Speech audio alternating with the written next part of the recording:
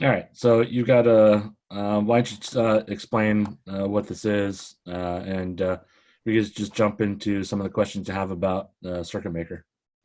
Okay, so this board right here is it's supposed to be a breakout board or just like a Pi hat for a Raspberry Pi. And what it's supposed to be is for an open source project for 3D scanning using some laser diodes. So what this is, again, it's a Pi hat. It takes a motor driver so that it can turn a stepper motor for the 3D scanner. It has a Darlington transistors for driving the laser diodes, and it has connectors for the stepper motor voltage, the logic voltage for the Raspberry Pi, um, and the stepper motor connector, and then laser diode connectors. Um, so some of my questions about this, and you can see I've gotten a little far on it. Um, One of the problems was, as you can see on the header for the Raspberry Pi, it wouldn't let me um, it wouldn't let me take the trace from one of the pins on the J8 connector So through. right here. Yes, so I had to like route it around the headers, and that's obviously pretty I see that inefficient. this trace here Yeah. going all the way over here. Yep. Yeah, so it's not, you want to just be able to go straight through here. Yeah. Yeah. Okay, so this is yeah. So one of the things you can look at is your design, like setting up your design rules. Well, it looks like this is kind of a little off center. Maybe I think you just maybe didn't adjust that, so you can just because I saw it. Oh, dang it! I'm a little too click happy there. I got this 50 mils. Let's change that down to let's do 5 mils. So this is the snap grid, so you can actually change it a little more precisely. There you go. Anyway, okay. So you can actually see like this is I think is more standard size pin header, and you can see like if you actually compare it, this one's actually a little bit bigger, so Okay. there's less space. So the design rules are set up that the trace it will have a specific distance that it wants to maintain from one of the annular ring to the actual trace. So you're probably, my guess is that there's a couple things that we can do, but there's clearly according to the design rules that as you have set up, it doesn't have enough width to actually pass through. So it's probably, let's see, just do a second one just to see what it's doing. All right, well, we'll cheat and just go around here. Oh wait, no, that's not going to show what we want to show. Nah, nuts. Meant to hit shift and delete this. I think there's a way to back up, but I forget it. Oh, now I got to reset the filter. All right, so let's actually go the other way. So I want to, yeah. So let's just go here. So I'm trying to route, so it won't let me through there. Um, so obviously, like 40, if you had just like one pin, that probably wouldn't be that big of a deal. Really, you want to just electrically speaking, you want to avoid these large loops. It becomes an antenna. It becomes something that radiates, and so you want to have the shortest loops. So one of the things we can do, we can go up to the design rules. So we want to look at not holes. We can look at hole size. We want to look at clearances. So you could change the width, but you're kind of at 10 mils. So we can change the width of the trace itself and squeeze in. But we can also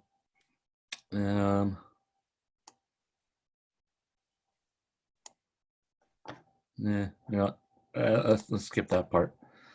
So you can actually go through and change the size of the holes or size of the annular rings. You can see this is the gray part. Let me zoom in a little bit more. So this probably doesn't need to be this much. So we can actually go through and change them all.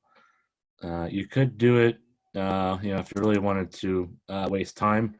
You can actually go through and change the dimensions here, like the hole sizes 39.37 mils. Let's just go down here. Let's look at the dimensions here. So the hole itself is 40, so probably want to maintain that. But the size, so if we change this, let's actually not fiddle around with this, but if we change the size, the X dimension will get larger or smaller than the Y dimension. So we can actually make this, we can actually change this dimension itself. If we wanted to make this oblong, or not oblong, more oval shape, we could do that. So what we're going to do, instead of clicking them all, we can actually go up to the filter. I think I showed you a little bit about how to actually do this. Yep. And so we can actually do, so this is going to allow us to select every single hole simultaneously, then we can change it at once. So we want to look at the components, and we want to look at the vias. No, that's not. So we'll just look at all. Try to remember, let's see if we can make this a little bit bigger. No, can't resize that. All right. So we're going to look at, so this is going to be, so it's like a pin header number. All right, so it's not like J something or other. Let's actually zoom in a little bit. Are you talking about for the designator? Yeah, I was looking to see if like these, all these, we'll just kind of scroll through. Yeah, it's like you see down here, like the name has like J1, all that kind of stuff. So we want to look at, so we can actually find what the pin headers are, or J tracks.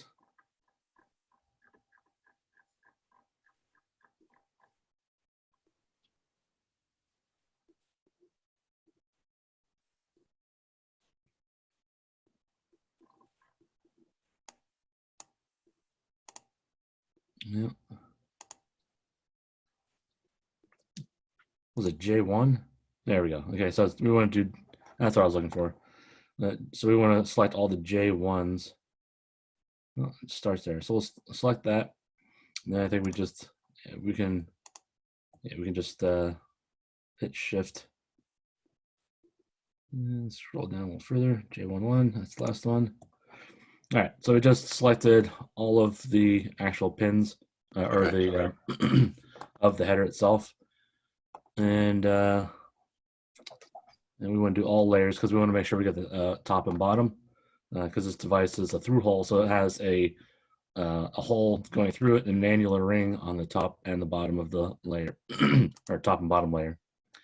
So here we can actually change the hole size. We want to keep the hole size the same, but we want to change the annular ring, yeah, or just the X size. Let's see, I think I can make this larger. Oh. Yeah, so X size and Y size. I think the other one was about 60 mils. So I'll change that to 60. And since, oops, it moved on me. And I don't want rectangular. I accidentally changed that. I'm going to change that back to round. And you can see, a little silly pain in the butt. I can change the X. And apparently, like the X is, in this case, it's up and down. You can actually see it got shorter or smaller. And I changed it to 60 in the Y. And so that made that smaller. Then we'll just close that. Now, like we can go back and, well, I just double clicked it, but we still want to reset the filter so we can actually select everything. So the hole size is the same. So that means that the actual lead itself will be able to go through the hole. Okay. But now that we have, so the disadvantage is that, there's less solder to, but, my experience is that this is a pretty standard amount and it should be plenty to solder by hand. And so if we go, let me show you actually a fun trick. So we don't actually have to go through and select all of that one trace and delete it and then retrace it. We can actually just, let's see, make sure I'm on the top layer and press R to start routing. And we can actually start the route here. And then you can see now it actually lets us pass through. And click that and right click, and then it removes the extraneous amount. Let's actually just kind of move that over a little bit, make it a little nicer. So that kind of fixes it. So you can actually go in Another thing you could do, that's what I was looking for a little moment ago, is to where we can actually adjust the amount of space required in here, in between, so that the trace could go through. That would be another option. Would that be like, would that consist of messing with like the rules then? Yeah, Okay. yeah, yeah. I went in there and my mind got sidetracked. I forgot what I was looking for. So we could actually go through. Let's see, I think it was manufacturing. There's one where it brings up whole matrix, not whole. Yeah, sort of. But there's one where we can actually change it all. Plane clearance, nope, nope.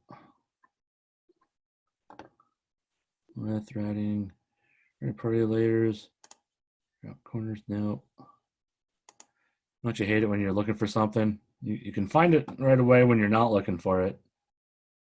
Minimum annular ring, no. Hole size. It's got to be something with the tracing, right? Because it's like, Yeah, here we go. Electrical yeah. clearances. That's what I'm looking for. So we can actually go a through hole pad and a track. So we can actually change that to, obviously this is one of those things you don't want to just change this willy-nilly so you can actually run the trace the way you want. You want to make sure that your board manufacturer can actually still manufacture it. We could change this down to, let's just say 3 mils, because that's what it's going to take to get the trace to go through. But your board designer might actually come back and say, hey, this is not within our parameters, of manufacturability. So one of the things you always want to do is check. Let's actually go hop online and go to www.jlc, and you can see they're always going to publish their capabilities, and we can actually go through and let's see, board thickness, dimensions, tolerance. We're going to look for things like minimum trace width and spacing. So here their minimum trace. Actually, they put in metric and imperial. That's kind of nice. So minimum trace width would be the thickness of the wire, and this is probably okay. Yeah, they're specifying 1 ounce pour, 2 ounce, and they're saying they're 1 and 2 layer boards. They have a certain level, and 4 and 6 layer boards they can get a lot more smaller, a lot smaller. So this is one of the things you want to make sure. Like we're doing a 2-layer board, so the minimum thickness of the trace is 5 mils, and then the minimum distance or spacing. Oh, sorry, I'm over here. A minimum spacing is going to be 5 mils. So your minimum distance in order to pass something through 2 other objects, like we're doing here, it would be 15 mils. And so, does it matter that it's like it's a pad rather than another trace? Like on JLC's website, it was saying it's trace to trace clearance or spacing. Would that also apply for like the solder pads instead? that's a good question. Let's see, minimum annular ring, trace and spacing, hole, pad to pad, via to track. So this is probably going to be your, yeah. So this is where, here we go. Yeah, good question. Yeah, so they're 0.2 millimeters, which is actually a little bit chunkier than the trace to trace. So that was a good call. Yeah, so you're gonna have even less tolerance. Can you speculate why that is? Like why is there a bigger space needed for track the pad rather than just like trace to trace kind of thing? I don't think it has to do with anything electrical. Like it's not going to affect the functionality of your circuit necessarily. I think it just has to do with how they manufacture it, perhaps. It's a good question. I don't know exactly why, but I'm pretty confident it has to do with something with their level of manufacturability. Because they're going to actually be using an etchant and solder masks, so it's a chemical process. So they're not actually physically or mechanically routing these pieces. So if you're physically routing it, your limitation is going to be the size of your end mill or drill bits. Okay, so it's really down to the mechanical side of things for like from the manufacturing process. Yeah, I'm pretty sure, but there might be some other things excuse me, I'm not aware of. That would be my guess. So could you, if we are, mainly going to be manufacturing with JLC, right? Yeah. Could we take, what with the web page we're at right now, could we just take the information from that web page and then just fill in our design rules with this information? Yeah, that would probably be a good thing to do. And you can actually set up I think there's a way to set up favorites, like all your design rules so that it ports over from one project to another. That might be a good idea for like another video.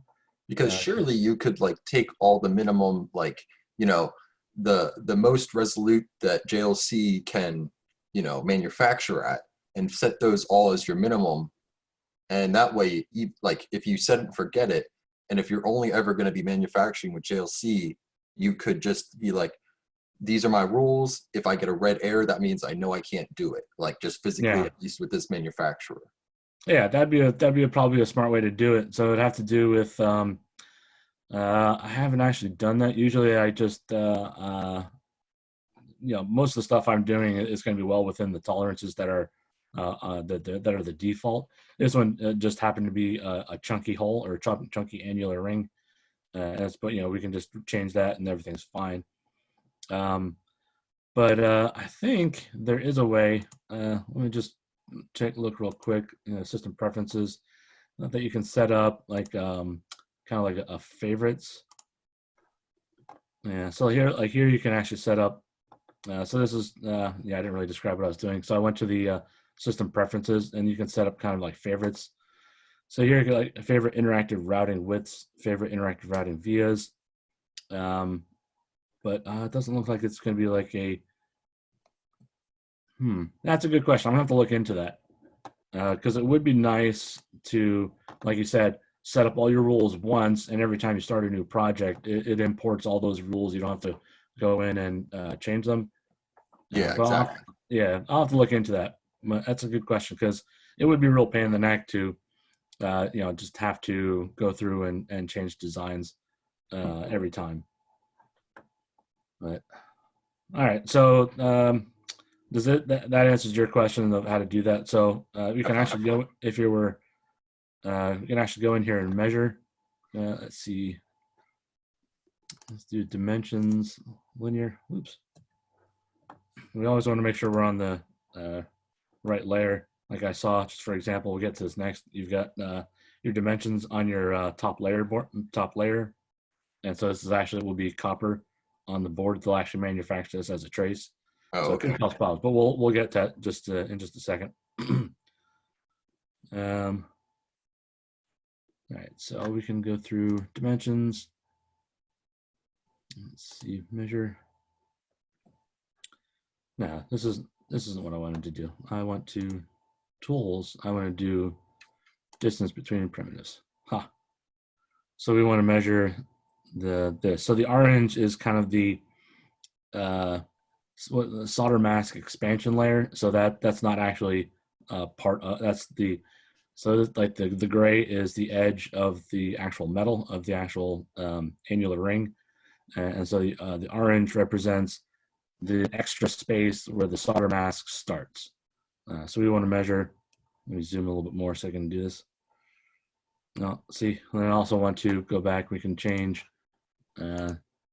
this down to 1 mil so you get a little bit more precision.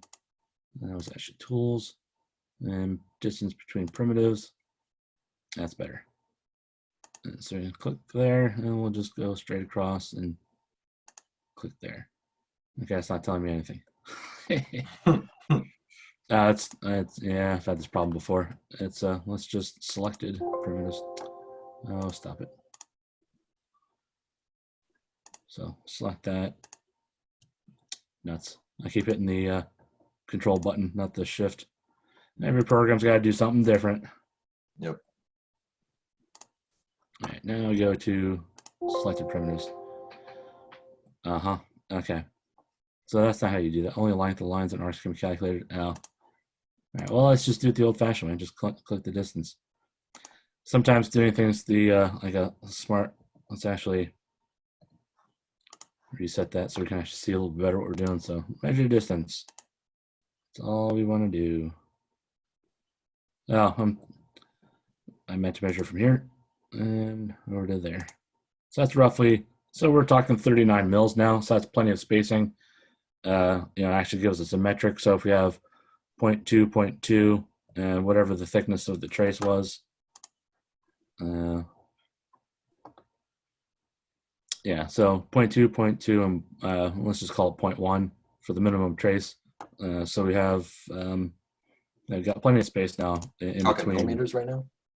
Yeah, sorry, I hopped over. Yeah, I hopped over to millimeters just because that's what the dimension gave me. Okay. So if we're actually going from the chunk of metal to the chunk of metal, 40 mils, or just over 1 millimeter. Okay. And so that's why we now have plenty of space. I should have measured it beforehand because then we could have actually shown. But anyway, you get the idea. So yeah.